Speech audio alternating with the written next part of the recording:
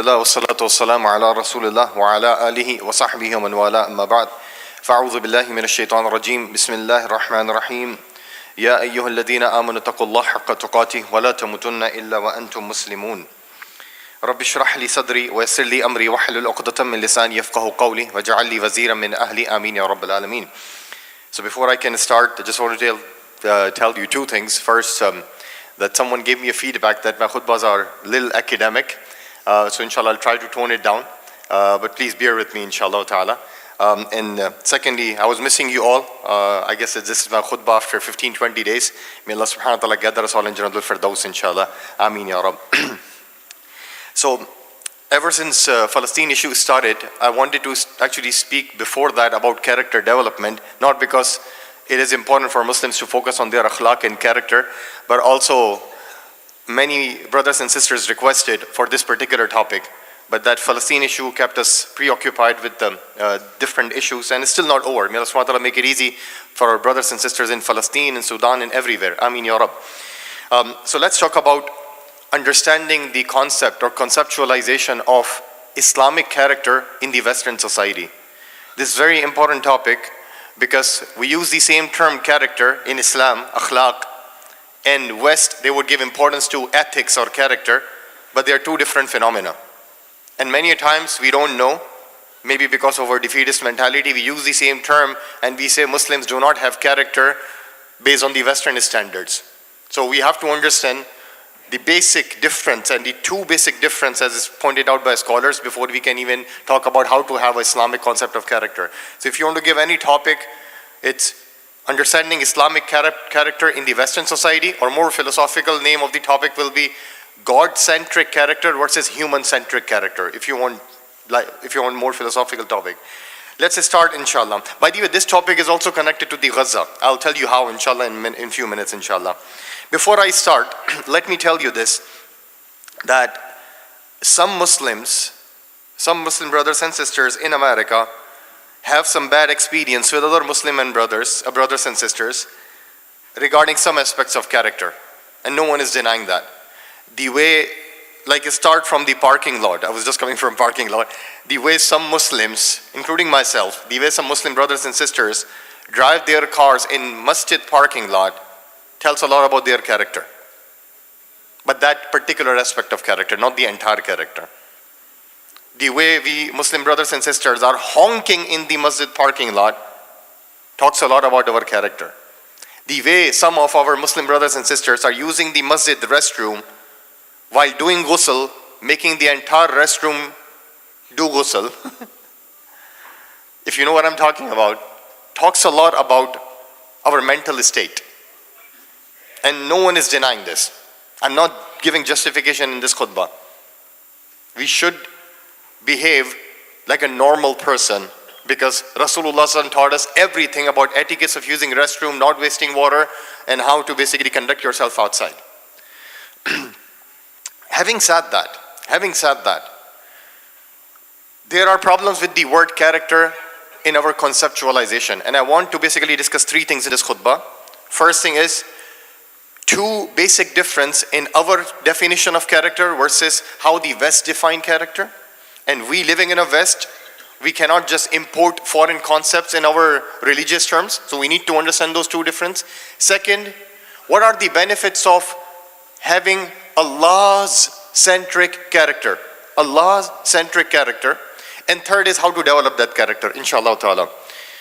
What are the two basic differences when we talk about Islamic character or Allah-centric character versus the Western concept of character? First basic difference is that how you define character. In the West, the word character is pretty human-centric. In the Western society, the word character or ethics is pretty human-centric. Why? Because they have removed God from everything in their life. They worship private God. If you are listening to my previous khutbahs, you know what I'm talking about. They remove God from politics, from society, from marriage, and that's why every institution is struggling, including the word ethics. So ethics is different than religion. The word ethics is different than God. The word ethics have to be divorced from the God. That's the Western concept of the word character or ethic.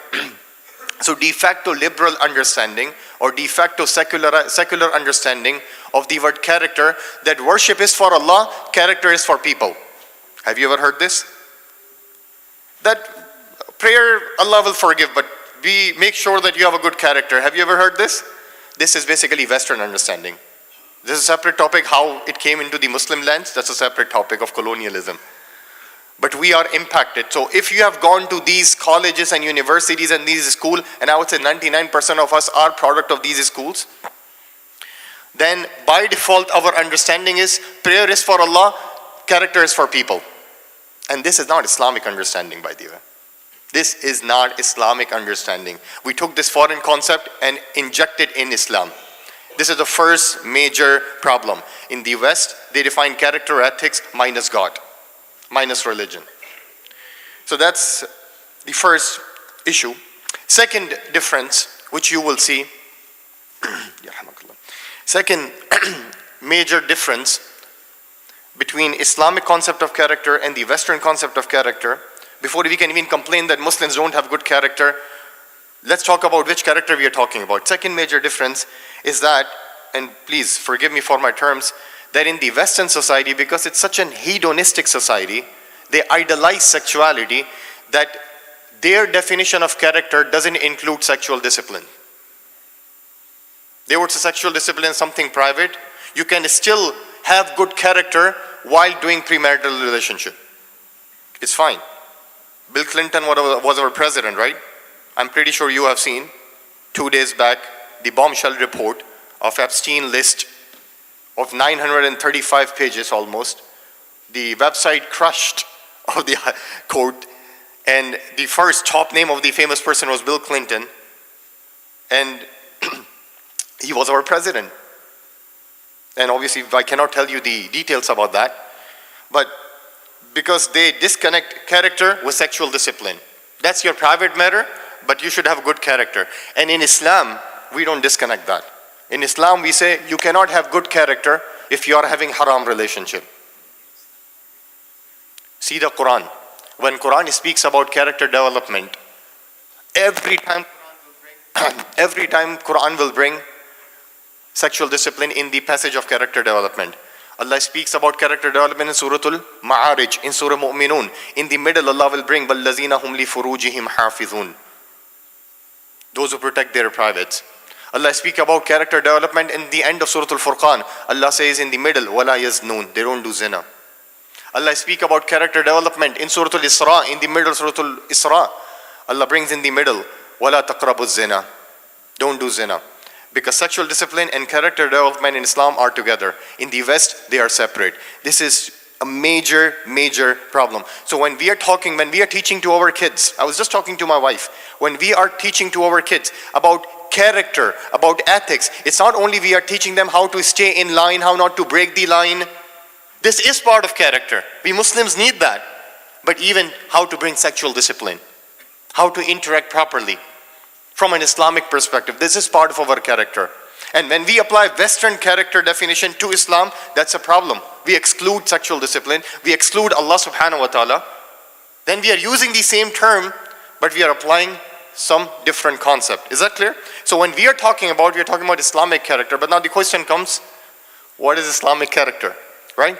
So why should I tell you when we have Allah subhanahu wa ta'ala, creator of the entire universe, is telling us, Allah says in Surah Al-Qalam, وَإِنَّكَ لَعَلَى خُلُقٍ عَظِيمٍ. Allah subhanahu wa ta'ala says to Prophet Muhammad sallallahu alaihi wasallam that your character is the best character. Your akhlaq is the best akhlaq. Your character is the best character. By the way, scholars of tafsir, I don't have time to go into details, scholars of tafsir say, either it is your deen is the best deen or your character is the best character. And there is a reconciliation that our deen is our character. Because one of the other hadiths where wives of Prophet Muhammad sallallahu alaihi wasallam, Aisha was asked about the character of Rasulullah sallallahu alaihi wasallam. What did she say? Kana khuluquhul Quran. If you want to know about the akhlaq and character of Rasulullah sallallahu alaihi wasallam, his character was Quran. Now take a pause here. Rasulullah never had this distinction between Allah and character, between Allah and ethics and religion and ethics, between dealing with people and dealing with Allah. Rather, for us, it's a uniform message. So if we want to follow Islamic character or prophetic character definition, we should not have this distinction. That's straightforward, very simple. But now the question comes, why it's coming and it's increasing nowadays? It's because of the concept called humanism. Concept called humanism. And it's on rise. I can see after Gaza, people are saying, oh, this is not a religious issue, it's actually a human issue. And partially, there's a partial truth in it that you don't need to be a Muslim to basically understand and to have the sympathy with what's going on in Gaza. But you have to understand this. When this idea comes of humanism or moralism, this basically says, keep God at the back seat. God should not be our priority. Human should be our priority. That's the basically epistemology of humanism. And what it does, it basically says that character in the West is just to be nice with everyone. That's what the character in the West is. In Islam, we say character is to be nice with Allah. And when you are nice with Allah, by the extension, you are being nice with people because He will tell you how to behave with the people also. But now humanist or Western definition is keep Allah subhanahu wa ta'ala in the back seat, be nice with everyone. Habibi, okay, how do you define what is nice? If you ask IDF soldiers why they are bombing the kids in the Gaza, they won't say that we don't have character because of their arrogance. They would still say we are nice. So once you remove God, who will going to define who have a good character or bad character? And that is why Islam works on Aqidah, Tawheed. The reason why Islam put so much emphasis on the shirk and not do shirk is because if your grounding, if your fundamentals are messed up, you cannot build a strong structure on top of that. This is extremely, extremely important. So we say in Islam that if you're not parking your car properly, you have a character issue. We say this.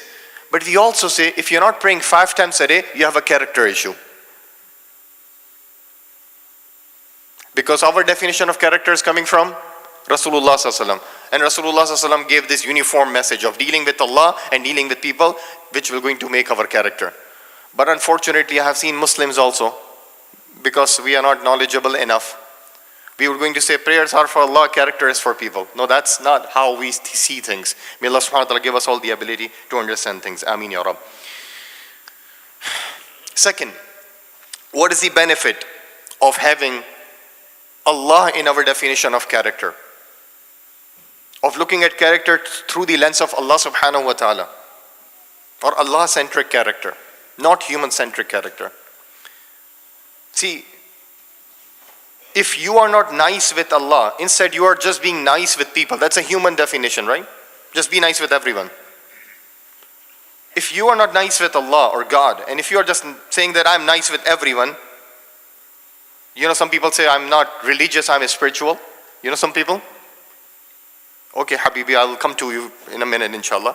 But if you are saying I'm not nice with Allah, but I'm just nice with people, then you will have your own standards of liking and disliking. You will have your own standards of love and hate, or good and bad. And this standard will be very self-centric, very egocentric, because you have removed Allah subhanahu wa ta'ala from the middle.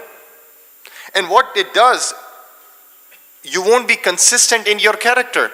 So you are nice, I will smile with you if you are not giving me a hard time.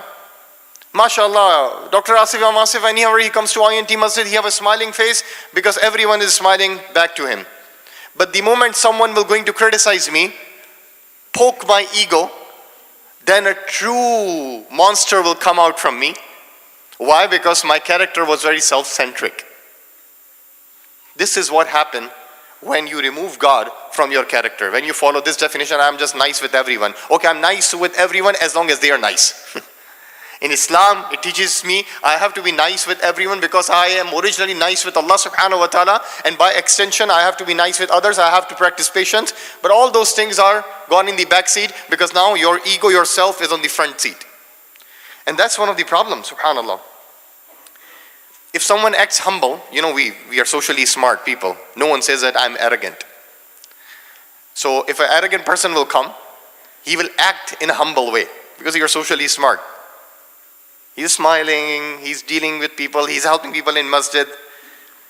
The moment you will poke him, the moment you will trigger him, the moment you will criticize him on something, if he does not have a good character, if you only have a good reputation, but not a good character, that's the best time to test his or her character. His humbleness will convert into true arrogance because he cannot take criticism. When you are having good character and akhlaq because of Allah subhanahu wa ta'ala, you're not looking at creation, you're looking at Allah subhanahu wa ta'ala. And that's one of the great things about bringing Allah subhanahu wa ta'ala back in your life. One of my teachers used to give example that when you are looking everything through the lens of Allah subhanahu wa ta'ala, then life will be so consistent for you. You won't feel burnout. That's a benefit. So if in the morning, first thing, you realize that your wife is screaming at you, your husband is yelling at you, sisters, for small things. If you realize that this is my first test in the morning, first test of my patience, first test of my ego in the morning by Allah subhanahu wa ta'ala, my wife and my husband is just the tool, Allah is testing me, then it will be easy for you to handle that situation. But once you remove Allah subhanahu wa ta'ala and you put your ego, yourself in the middle, then there will be explosion. So bring Allah subhanahu wa ta'ala in your character, it will bring consistency, it will going to bring sincerity, you won't feel burnout, it will bring more humbleness. Now finally, how to have good character, especially when dealing with people from Allah subhanahu wa ta'ala's lens, from Islamic lens. See, again, we say that we have to deal with people in a nice way in Islam, not because for the sake of niceness, but because we have to be nice with Allah subhanahu wa ta'ala originally, and He have asked us to be nice with everyone. So there are 2-3 things I will mention here, inshallah, and I will be done. Make sure, first thing, make sure when we are dealing with the people or anyone, everyone feel safe and secure with us or with our presence. That's the first thing. Whether it's human being, our relative, our family, our wife, our husband, our parents, our kids, our community members in the masjid, they should feel safe, they should feel secure with us. If they feel safe and secure in the presence of, let's say, Brother Ahmad and Brother Muhammad, then we can say Brother Ahmad and Brother Muhammad have a good character. Let's put it that way. And this is coming from by the way scholars, I'm not adding anything. You know, subhanAllah, sometimes we do dirty tricks of recording each other for gathering the evidence and recording, voice recording, video recording, so that I can later on gather the evidence, especially some husband and wife who are living in a toxic environment. May Allah subhanahu wa ta'ala give them hidayah. Ameen ya Rabb, they do this. How can you have a good character? I know, subhanAllah, some wives, they feel threatened in the presence of their husband. And yes, some husband also feel insecure in the presence of their wives. Malakum kayfa tahkumun. We failed the Islamic test. We failed the Islamic test of character and akhlaq. Rasulullah sallallahu alaihi wasallam says, the best amongst you are those who are best to their family. Are we good to our family? We are just good to people in masjid, right? Remember in the beginning I told you, Aisha, wife of Prophet Muhammad sallallahu alaihi wasallam, what did she say about the character of her husband? That her husband, Prophet Muhammad sallallahu alaihi wasallam's character is the walking Quran. You remember that hadith just 10 minutes ago? Take a pause here. Those of you who are married here, brothers, if our wives are meeting in an INT Masjid Sisters program, including my wife, and discussion comes up, how is your husband's character? Will our wife ever say this, that my husband have a character of a walking Quran? Usually they have a list of complaints, right? Can you imagine? Rasulullah's character was clean, clear, as in public as in private. You cannot hide with your family. You can hide with public. I can work on my reputation and a smiling face for 30 minutes, 1 hour, but you cannot hide with your private life. If you are single, then you with your parents, how you are dealing with your parents, how you are dealing with your kids, include everything.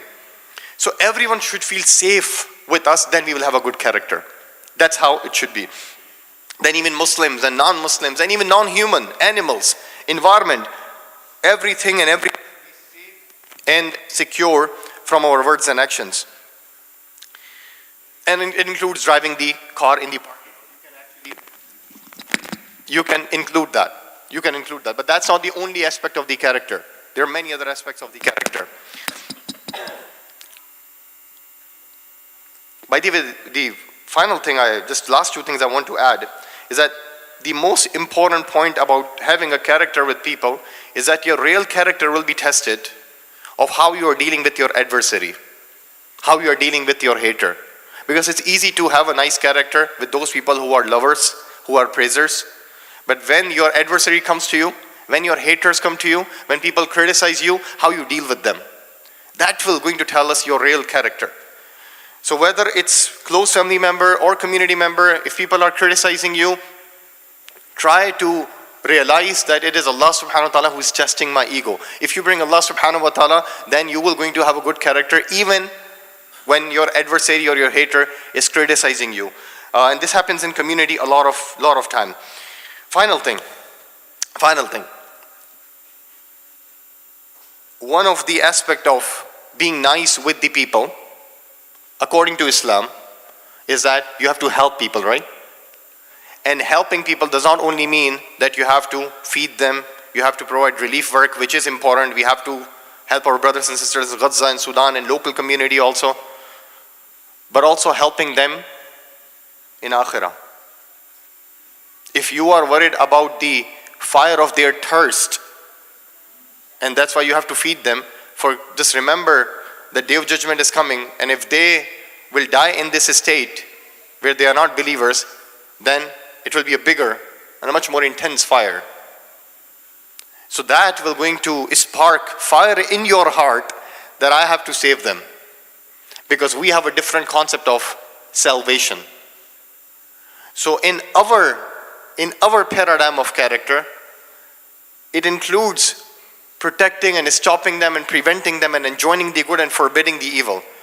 In the Western paradigm of character, they only say, it's my life, I have a freedom, I have a choice, I have a personal autonomy, don't interfere in my life. No, Habibi, in Islamic paradigm, I love you, and that is why I need to save you. I will advise you. And that's why advice and nasiha becomes so important. And you cannot be a receiver of the advice if you don't have a good character. You cannot be a giver of a good advice if you don't have a good character from Islamic perspective. And I ask Allah subhanahu wa ta'ala to give us tawfiq to understand all of this, inshallah ta'ala.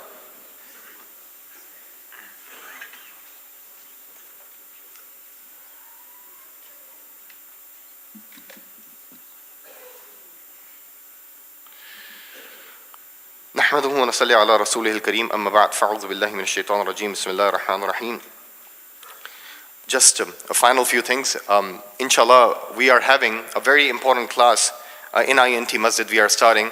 I would say as a Western Muslim, this is extremely important class for all of us. Islam versus modern idols, all the isms which are impacting us, whether it's liberalism, conservatism, feminism, masculinism, Marxism, socialism, capitalism. I was working on this for last 2-3 years. You can say contemporary Aqidah or applied Aqidah class. Every Thursday we will start from, I guess, 18th or 17th of January until May. I would request all of you, it's a free class. Come with your family Thursday night after Salatul Isha. It's an extremely important class. Many times I have seen parents who will come and they will say, I put my kids in madrasa in Sunday school, but when they become teenager, they went astray. Habib, you don't understand that on the back of their mind, they are being exposed to these isms. And these isms are so strong, if you don't put a proper ideology and deconstruct these isms will take, like the flood at the time of Nuh alayhi salam, take the kids, these isms will take your kids away, and you will going to say just, Ya bunay irkab ma'ana, but your kids won't come. So it's extremely important for us with our family that come, attend the class, ask questions, because this is what is impacting our Muslim community, and ask Allah subhanahu wa ta'ala to give us all the tawfiq to do this, inshallah. Please make dua for the entire ummah. Allahumma ansur al-Islam wal-Muslimin. Allahumma akhzul man khazala dina Muhammadin sallallahu alayhi wa sallam wa la taj'alna ma'ahum. Allahumma la tada'a lana dhanban illa ghafarta, wal hamman illa farrajta, wa la daynan illa qadayta, wa la hajata min hawa'ij dunya wal akhirah illa qadaytaha ya arhamar rahimin, wa la maridan illa shafayta, wa la maytan illa rahimta, wa la dalan illa hadayta ya arhamar rahimin. أقول قولي هذا واستغفر الله لي ولكم